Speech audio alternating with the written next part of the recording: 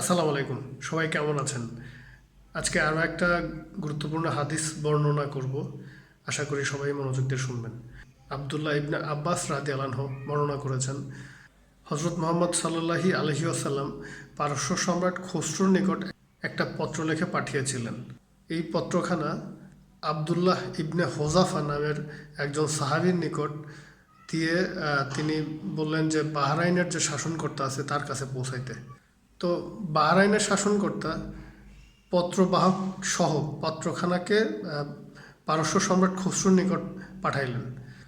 তো পারস্য সম্রাট খসরু পত্রখানি হাতে পেয়ে পাঠ করার পরে প্রচণ্ড রাগে সে পত্রটা টুকরো টুকরো করে ছিঁড়ে ফেললেন।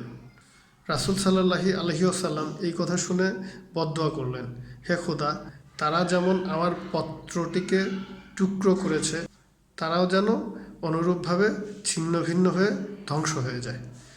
আল্লাহ হজরত মোহাম্মদ সাল্লাল্লাহু আলাইহি ওয়াসাল্লামের কথা রেখেছিলেন। খসরুর সাম্রাজ্য মানে পারস্য সাম্রাজ্য তার কিছুকাল পরের থেকে ধ্বংসপ্রাপ্ত হতে থাকে এবং সাম্রাজ্য ভেঙে টুকরো টুকরো হয়ে যায়। বুখারী শরীফ প্রথম খণ্ড হাদিস নং 57। আসসালামু আলাইকুম সবাইকে।